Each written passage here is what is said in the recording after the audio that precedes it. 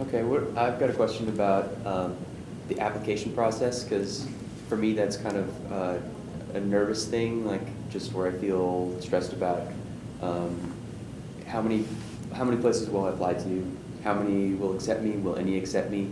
Do you, looking back at it, do you feel like any fears were relieved once you got through them, and things that you were stressed about like weren't as stressful once you got through the process?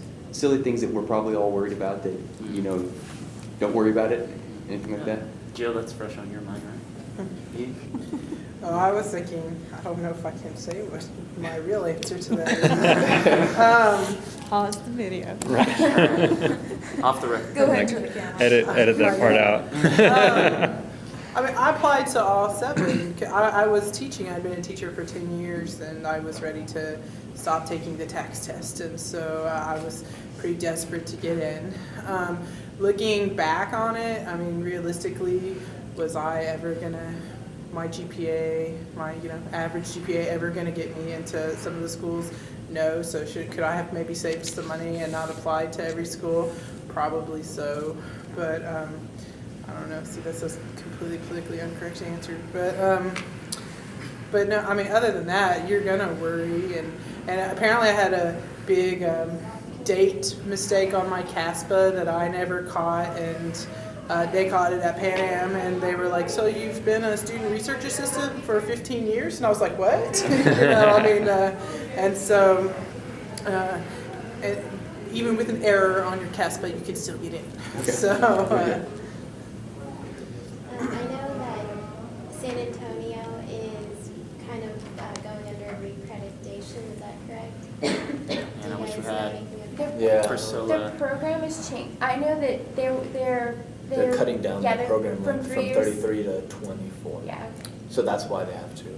Well, it's 20. Do you recommend applying if it's, especially if it's kind of like a gray area where they don't know if they're accredited yet or Which not? schools? Well, I think I San can Antonio. San Antonio. No, San Antonio's offer a little bit of insight on that, Yeah. because we actually got reaccredited this past year at Baylor. And yeah, I was a little, Like concerned kind or of freaked out too, simple but and- no, I mean, it's a very structured, formal process. I mean, unless you've been hearing really bad things about the school, like everyone's failing the certification exams and stuff like that, then I don't really think there's anything to worry about, because every school has to get recertified. I don't know if it's every 7 years or every 10 years. Yeah, So every school it's goes through that standard process every 7 years. So, and if you're a newer school, it's a little bit less. I think it's like every 5 years. But if you're an older program that's been around a while, they can give you 7 years. So yeah, every program goes through that. So I wouldn't be afraid. That's What- the only school that's wanting animal physiology, and I Yeah. really don't want to take that. I mean, and you have to weigh those things too, because I mean, I applied to 6 out of the 7. I didn't apply to tech because they had one class that I just didn't have, and I just wasn't willing to deal with it. But yeah, I mean that weighs into it. But when you're applying, do you make sure you look at all the prerequisites for the different programs? Because unlike medical school, for the different PA schools in Texas, they vary.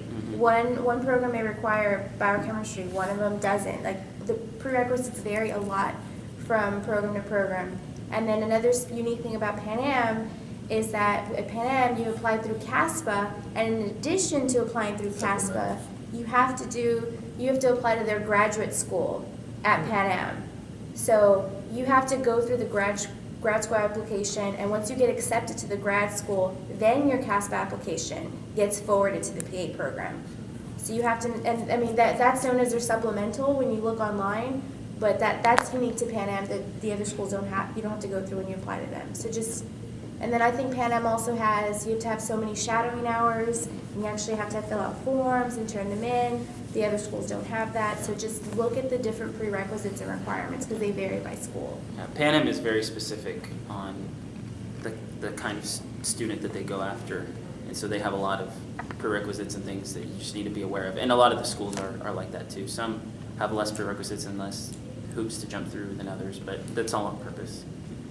I would tell you, don't put all your eggs in one basket. Take the physiology so that you have the option to apply to all the schools. I mean, Would you rather sit through physiology one more time? And plus, it's going to help you a lot. Yeah, you know, and- yeah, 'cause you you're know. gonna take it in PA school. Would you rather sit through one more time and be able to apply to all of the schools, or do you want to just keep applying to that one school because you don't want to retake a 3-hour class? Now, I don't know what your life is like, or if you hold 5 jobs or what, but personally, I'd say take the class. It's going to help you in a way, be a sponge, and apply to everybody. Yeah, So. that kind of goes back to Mark's question. I mean, I think it's important to apply to as many as you can. I mean, I applied to 10 schools. I mean, 4 out of state, 6 in state. I mean, I wasn't going to go anywhere out of state, but I just applied just to have that safety net, and just in because you never know. And don't be discouraged.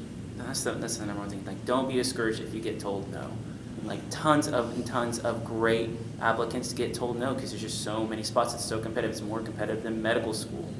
So, I mean, there was a girl in my wife's class who just graduated with her, who's a practicing PA now, but she got told no 3 times until she got in.